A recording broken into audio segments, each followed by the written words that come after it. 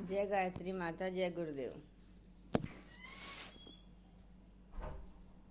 आगे गुरुदेव जी लिखते हैं, कर्तव्य परायण जीव जंतु। अफ्रीका के घने जंगलों में एक पौधा पाया जाता है जिससे अनेक जीव जंतुओं को खाद्य मिलता है। यह पौधा जमीन के अंदर से उग तो आता है, किंतु धरती से ऊपर आते ही किसी अज्ञात आवश्यकता आकांक्षा के कारण पौधा आगे बढ़ने से इनकार कर देता है। उस पौधे का विकास रुके इसके पूर्व ही गिलहरी कहीं से कुछ बीज इकट्ठा करती है और उस पौधे की जड़ के पास गड्ढा खोदकर उन्हें गाड़ आती है। जिस प्रकार समुचित शिक्षा और संस्कार पाने से छोटे छोटे बच्चों का बौद्धिक और आत्मिक विकास होने लगता है, उसी प्रकार यह बीज उस पौधे के लिए खाद्य पानी हो जाते हैं और वह पूरे उत्साह के साथ बढ़ने फूलने लगता है। गिलहरी जब तक अपना पार्ट अदा नहीं करती तब तक पौधा सूखा सा प्रेम के अभाव में अविकसित मनुष्य जीवन की तरह ठूंठ खड़ा रहता है। ईल चिड़िया भोजन और भ्रमण के लिए हजारों मील दूर चली जाती है, पर अंडा देना होता है तब वह अपने जन्म स्थान पर लौट आती है। चिड़िया का मरण काल आ जाता है तब वह चाहे जहाँ भी हो जन्म स्थान को लौट पड़ेगी। मृत्यु के लिए वह हर स्थिति में अपने ही घर ही पहुँचेगी। सालमन पक्षी भी जीवन भर कहीं रहे, मृत्यु के समय वह वहीं पहुँचता है जहाँ उसका जन्म होता है।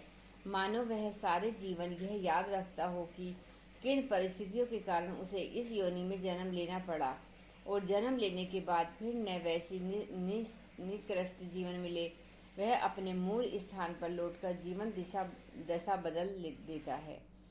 मुर्गी बच्चा देती है, 15 मिनट होने के बाद बच्चा अपने दाने चारे के लिए चल देता है और कोई खतरा देखता है तो अपने आप ही खतरे की सूचक ध्वनि निकालने लगता है, जबकि इससे पहले वह ध्वनि न अपनी माता से सुनी होती, न पिता से या बंधु बांधवों से। बर के बच्चे छोटे होते हैं और उसका मरणकाल आ धमकता है। घर में छोटे छोटे बच्चे अपना खाद्य नहीं जुटा सकते, उनकी रक्षा का कर्तव्य भाव अलग सताता है।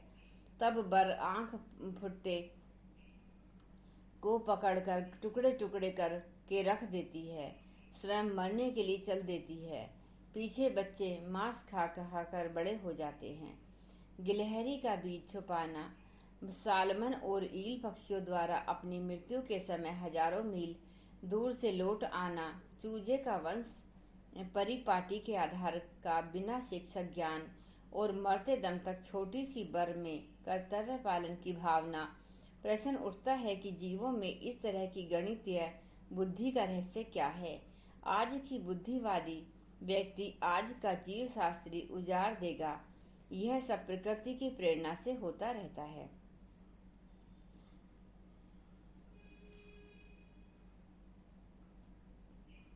प्रकृति प्रेरणाओं का अनुगमन। जब पृथ्वी के अन्य जीव जंतुओं से ही हम मनुष्य की तुलना करते हैं तो स्पष्ट जान पड़ता है कि ज्ञान विज्ञान का अहंकार रखने वाला मनुष्य अभी अपने सामाजिक संगठन व्यवहार में उस स्तर तक भी नहीं पहुंचा जहां तक कि कितने ही छोटे जीव जंतु कीड़े मकोड़े लाखों वर्ष पहले पहुंच चुके हैं। चींटियों, मधुमक्खियों, दीमकों, बर्रों का आंतरिक संगठन, अनुशासन, प्रियता और नागरिकता की भावना मनुष्य की अपेक्षा बहुत उच्च कोटि की होती है और उसी के आधार पर वे अपने लंबे काल से अपनी रक्षा करते आए हैं। अभी तक प्राणी शास्त्र की खोजों से वहां जहां तक जाना जा सका है, मनुष्य की उत्पत्ति को 10 लाख वर्ष से अधिक समय नहीं हुआ है। जैसी स्थिति में आजकल घोर जंगली मनुष्य रहते हैं, उसको प्राप्त किए हुए तो 2 लाख वर्ष का समय ही गुजरा होगा। इसके विपरीत चींटी और मधुमक्खी आदि के विषय में बहुत जांच पड़ताल करके जगत प्रसिद्ध वैज्ञानिक जूलियन हक्सले और व्हीलर आदि ने यह निर्णय लिया है कि उनका विकास 25 लाख वर्ष पूर्व हो चुका था और तब से उनमें कोई खास परिवर्तन नहीं हुआ है। इनके संगठन का वर्णन करते हुए एक विद्वान डॉक्टर स्टाकर्ड हेतम ने लिखा है कि समस्त सामाजिक कीड़ों में चींटियां सबसे अधिक सफल और कदाचित सबसे ज्यादा विचित्र हैं। उनकी समस्त जातियों की संख्या लगभग 3000 है। कुछ जातियां ऐसी होती हैं जिनके बिलों में रहने वाले कुछ जीवों की संख्या 100 के पास ही होती है, और किसी किसी जाति के बिल में 5 लाख तक प्राणी रहते हैं। अंडा देने वाली थोड़ी सी रानियों को छोड़कर सभी कोई चींटी बहुत बड़ी नहीं होती। सबसे बड़ी नपुंसक चींटी की तौल भी कभी 1 ग्राम से अधिक नहीं होती। दूसरे शब्दों में, एक मामूली आदमी के वजन के बराबर होने के लिए 1 लाख से अधिक चींटियां तराजू के पल्ले में चढ़ानी पड़ेंगी।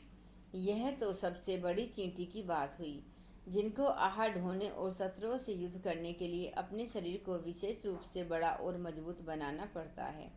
छोटी चींटियां तो इससे बहुत हल्की होती हैं। इन चींटियों में जो अनेक रहस्यपूर्ण प्रवृत्तियां देखने में आती हैं, उनमें सर्वाधिक महत्व की बात उनकी भोजन व्यवस्था है। भोजन इकट्ठा करने का काम प्राय श्रमिक चींटियां करती हैं, पर प्रत्येक समुदाय में अथवा एक बस्ती में रहने वाली समस्त चींटियों का पेट एक ही माना जाता है।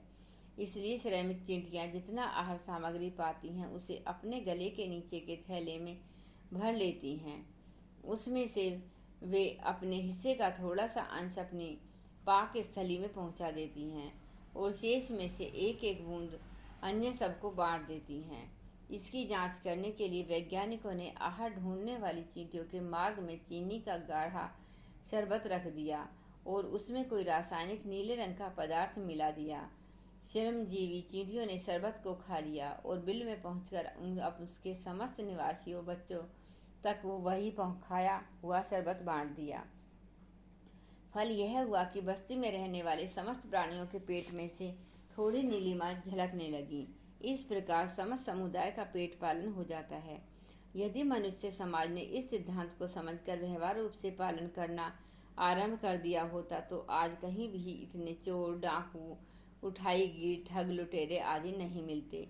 यह तो स्पष्ट ही है कि व्यक्ति जब तक जीवित रहेगा, अपनी भूख प्यास की पूर्ति करने की समस्या तो उसे सुलझानी ही पड़ेगी। यदि उसका पेट सीधी तरह नहीं भरेगा तो असदाचरण का आश्रय लेगा। समाज के भले बुरे का ख्याल छोड़कर जैसा बनेगा वैसे अपनी आवश्यकताओं को पूरा करने के लिए प्रयत्न करेगा। इससे समाज का और उसका दोनों का ही अकल्याण होगा। समाज के सब सज्जन, परिश्रमी और साधन संपन्न लोगों को शंकाकुल रहना पड़ेगा और उन कुमार्गगामी अपराधियों का सदैव शारीरिक और मानसिक कष्ट सहना करना पड़ेगा। समाज उनको चाहे बाहर रखकर खिलाए और चाहे जेल में रखकर बिना खाए तो वे कभी रहेंगे नहीं। इसलिए यदि मनुष्य चींटी और मधुमक्खियों के समतुल्य भी समझदारी से काम लेता, तो आज उसकी अवस्था कहीं अधिक सुरक्षित होती। चींटी की कुछ इंद्रियां, जन्य शक्तियां भी मनुष्य से कहीं उच्च कोटि की होती हैं। वे अपने मुख के सामने के बालों से स्पर्श और घृणा का काम करती हैं। हमको जो गंध आती है उसके द्वारा किसी वस्तु के रूप का ज्ञान कदापि नहीं हो सकता, पर चींटियां गंध से पदार्थ के रूप को भी समझ लेती हैं। जब चींटियों की विभिन्न बस्तियों के बीच लड़ाई हो जाती है तो वे गंध के सहारे मित्र और शत्रु की पहचान कर लेती हैं। अन्यथा न तो उनकी वेशभूषा भिन्न प्रकार की होती है और न वे अपने दल का कोई विशेष रणघोष की करती हैं। इसलिए यही मालूम पड़ता है कि इस मसले को वे अपने मुंह के बालों द्वारा स्पर्श करके ही हल करती हैं। वे जिस रास्ते पर होकर एक बार निकल जाती हैं, उसे अपने पैरों की गंध के द्वारा ही फिर पहचान लेती हैं और इसी उपाय से दूर तक इधर उधर घूमकर फिर अपने घर वापस आ सकती हैं। कई प्रकार की चींटियों में समझ के भी कुछ लक्षण दिख पड़ते हैं। ड्राइवर श्रेणी की चींटी रास्ते में कोई छोटा नाला नाली आ जाने पर उसका पुल बांधकर शेष समस्त दल को पार पहुंचा देती है। वह इस प्रकार की प्रत्येक शर्मी चींटियों का एक छोटा तिनका मुंह में पकड़ लेती है और तब वे एक दूसरे के तिनके को पकड़ती हुई नाले के आर पार तक जीवित लड़ी बंद पुल बना देती हैं।